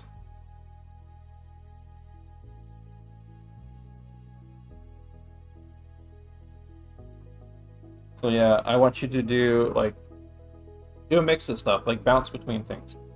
Do freehand drills, do copy study drills, do like take away your reference and try seeing if you can drill yourself. In fact, I'm going to do that right now. Put my money where my mouth is. I'm going to put away my reference. I'm going to see what I can do from memory, what I've been practicing all day. So, for this we need torso, egg, cage. And tilt that towards us with the pelvis dish. Just gonna jump right into I'm not gonna do like a super kind of meticulous thing here. I'm just gonna like, I'm trying to memorize like the general idea of these things. Like I have time to really slow down and be meticulous with these after I've kind of memorized them individually and played with them for a while. So I'm gonna not be too concerned about making this like the greatest drawing ever. I just want to get my memorization down. So already got like most of the landmarks here. Let's get that here. I think this ribcage is a little large. Break that a bit. And the pelvis needs to come up a bit. About there, I'd say.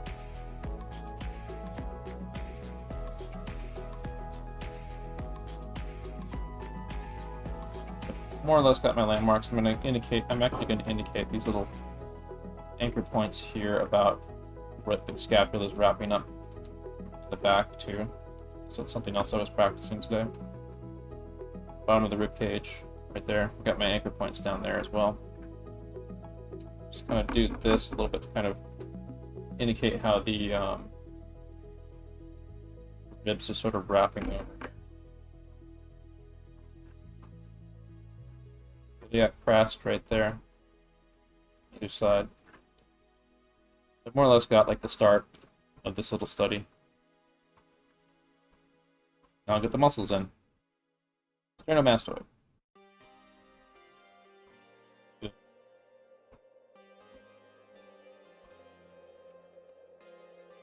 Boom.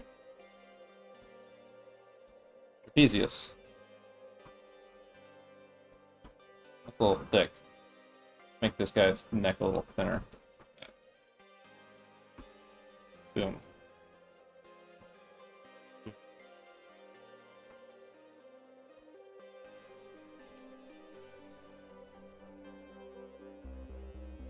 Where to go next? Do the pectorals. Either side here.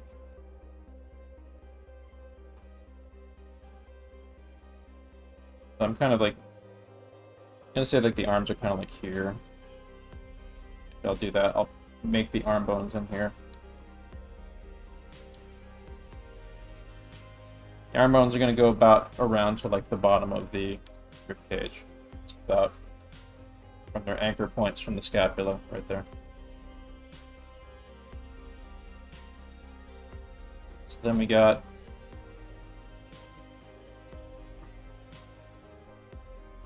this, if I recall, and then we got another one up here, down here. It's gonna be down here. That's going up right here and connecting up through there.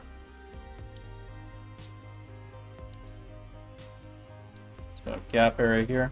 I'm gonna do them on both sides because I'm doubling up my studying here.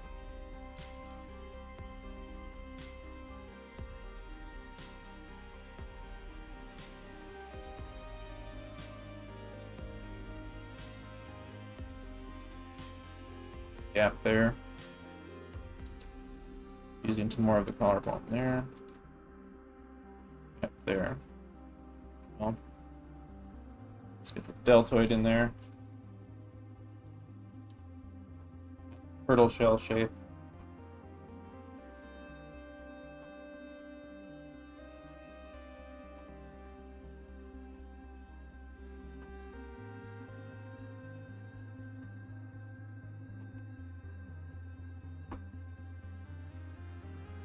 Isthmus dorsi that's going up from behind there.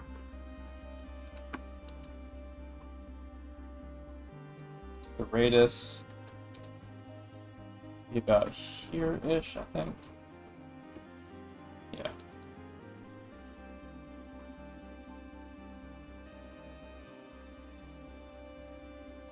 Got 3 of them there. Be fine. So radius is tricky. One of those areas that I'm gonna have to pay a little bit more attention to later on.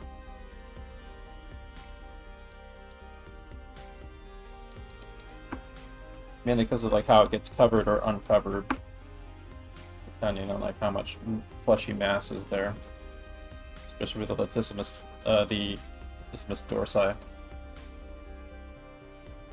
Okay, let's get.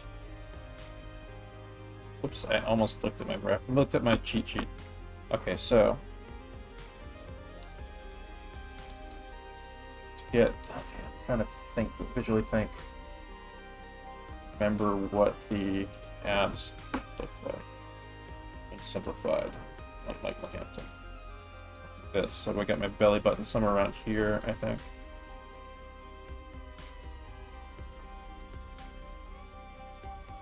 I think it's like something like this.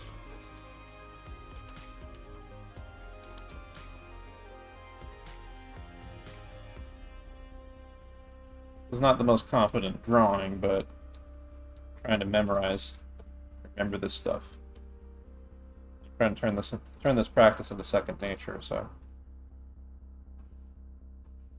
pretty drawings will come when I'm more confident in my memorization, and I get more of a visual library to play with these anatomical forms.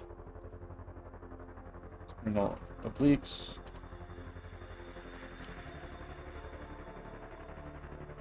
I think that can actually go back a little bit.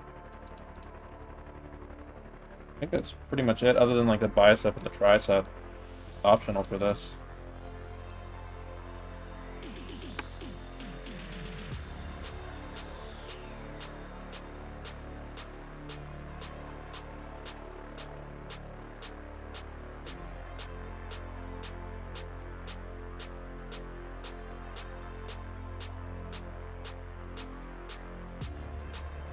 So there's a bunch of other stuff we're going to be getting into. There's a muscle that I forget the name of that does some really weird shit when you raise your... Like, when we get into how the shoulder works, there's stuff that happens in the armpit that we're going to be getting into that's really weird as well. Stuff like this will be coming in during the next week. We'll be getting more about the nitty-gritty of anatomy. We'll be re-drilling this stuff on the front of the torso, so you can get more mileage doing the front of the torso.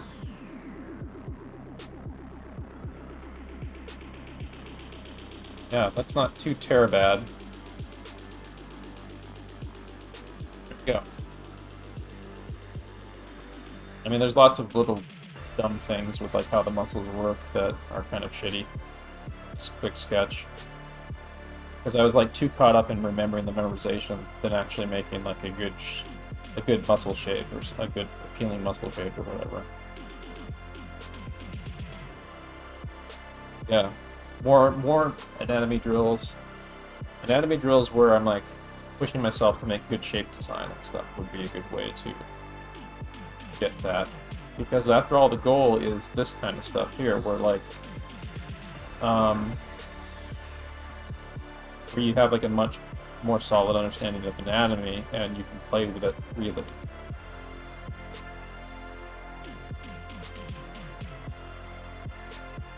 So yeah.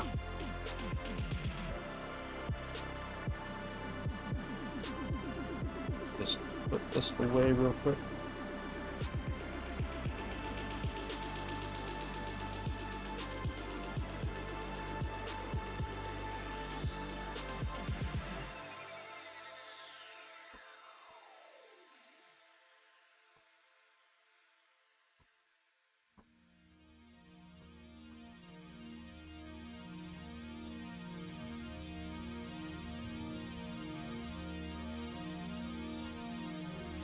I'll take another look at chat in a little bit. Yeah, this is like, you look at this page right here, and a lot of the stuff you just saw that we did was like all stuff I did today. Like this study was from something I did today. Like it's like more slowed down, careful studies. My overall construction of the muscles is the best right now. Like I'm still wrapping my head around the deltoid. I used to be in better shape about this stuff, so a lot of this stuff's like rekindling stuff I already knew. See this like the shit like the I think I copy pasted this both that because that's why like the abs here are a little narrow at the top. Lots of little things that are just gonna have to be ironed out through the course of practice. But here's like examples of how you can play with like the cube shapes and stuff. Just however you strategize about it.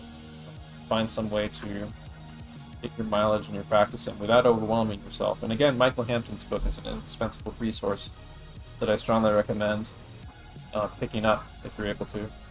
Right here.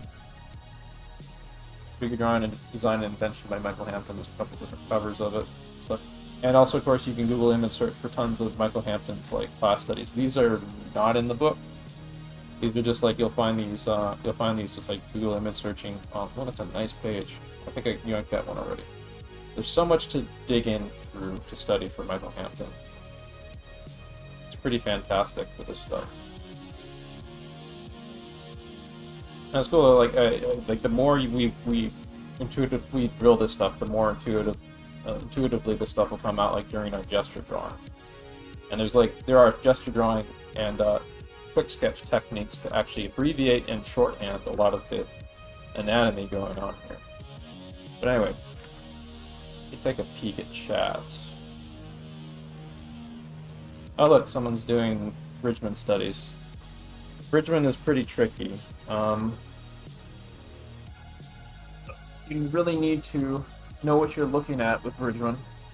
Like, I would say that like some of the really, really super clear drawings of Michael Hampton, if you could do a Bridgman study where you like apply like this level of mechanical specific clarity to what Bridgman is doing.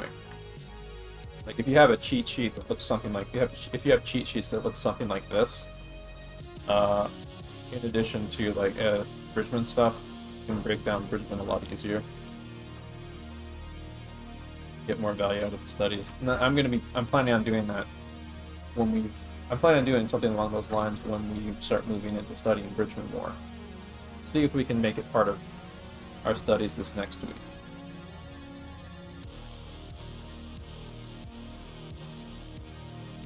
Yeah. Got about like 7 more minutes or so. Yeah, it will have been like a total of like a 2-hour class. I think is a pretty good time to get everyone started. So I've been drawing most of the day, so I'm pretty worn out on this. On this for now, and I need to kind of rest for this.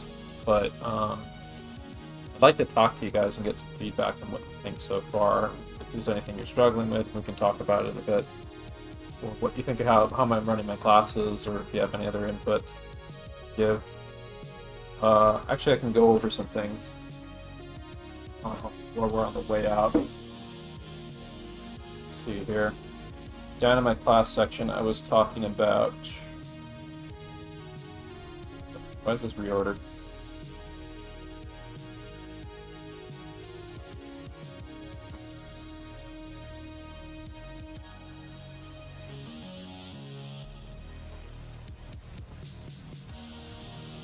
Okay,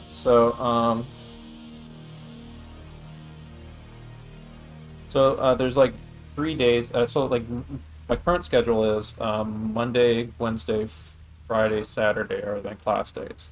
And they are 5:30 classes basically. Planning on continuing to do those as I'm making really good momentum with my drawing stuff.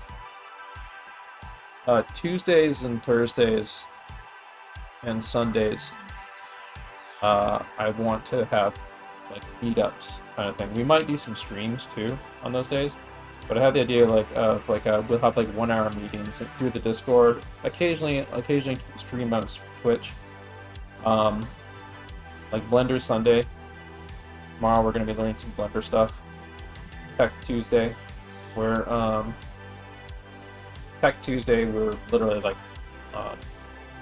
we go over like PC building stuff for artists, and or things like tablets and troubleshooting, things like this. Like here I'm talking about that idea here or there. It's like a touch-based thing, and like we go over some recent tech news or things like that. It's just like a quick troubleshooting, talking thing about different talking points of tech. What I also might do for Tuesdays is, in addition to that, I might do like another Blender study session or another Toon Boom Harmony study session where we're doing some animation or whatever. So it isn't just about like the tech stuff. We actually might get some animation stuff in. Blender Sunday and Toon Boom Thursday, like even though they are like hour meetings and stuff to kind of digest the software, I kind of want to move them in the direction of doing actual like animation stuff for them. So like we're gonna be using Blender Sunday and Toon Boom Thursday to do kind of like studies of like how to use the software better, and we'll also be doing like some animation project stuff of our own, and figuring out like ways to kind of publish little mini animation things or whatever else as we start loosening up with animating in the software. Yeah. I'm going to be continuing with what I did today and tomorrow.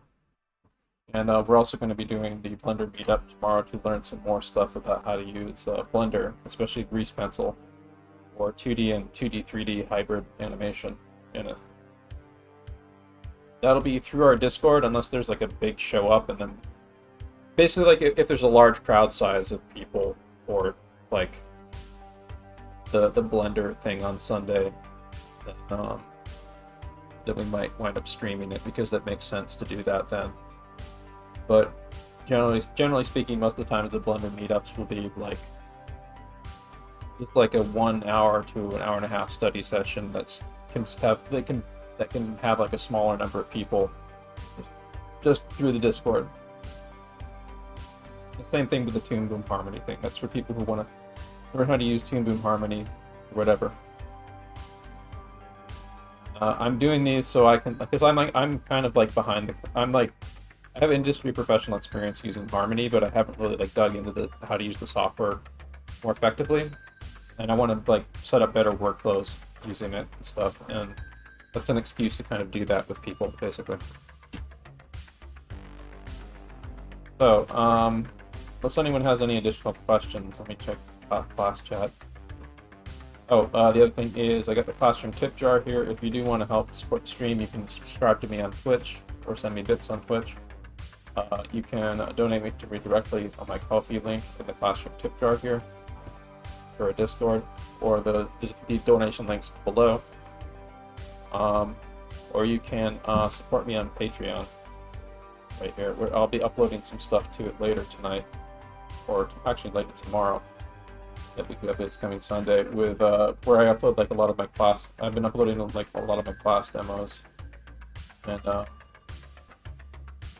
bunch of stuff I'm backlogged on from this last week that I'm going to be uploading tomorrow.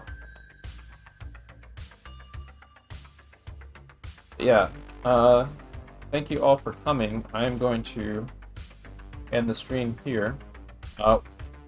Since we are ending a little bit early, I'm actually going to raid another channel. So stick around, don't go away.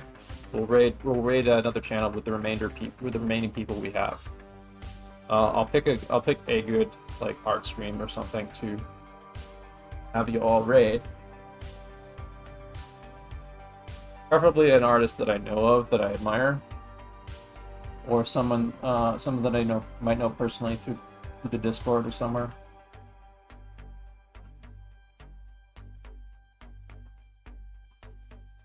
Let me just go down the list on Twitch real quick and find someone who might be suitable for us to raid.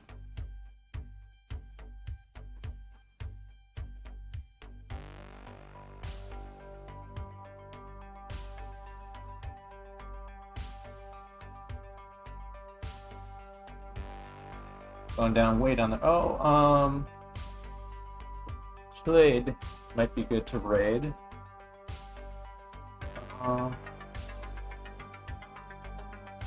Yeah, he's active right now. He's an Australian animator who's been continually working on game dev project stuff. Might be good too. No. Yeah, let's do him.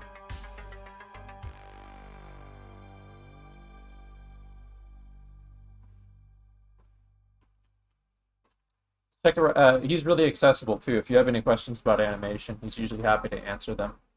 For example. He knows who I am, by the way. I've been a long fan of his stream. I've talked to him personally a lot. So, yeah. You can say hi to him. He'll recognize who the raiders are and stuff. So we're going to raid him right now.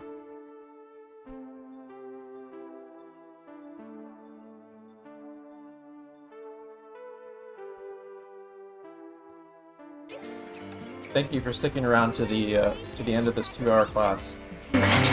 Congratulations! Congratulations! Congratulations! It was fun, man. Congratulations! Congratulations! Congratulations! Congratulations! Congratulations! Congratulations! Congratulations! Thank you all. Here we go.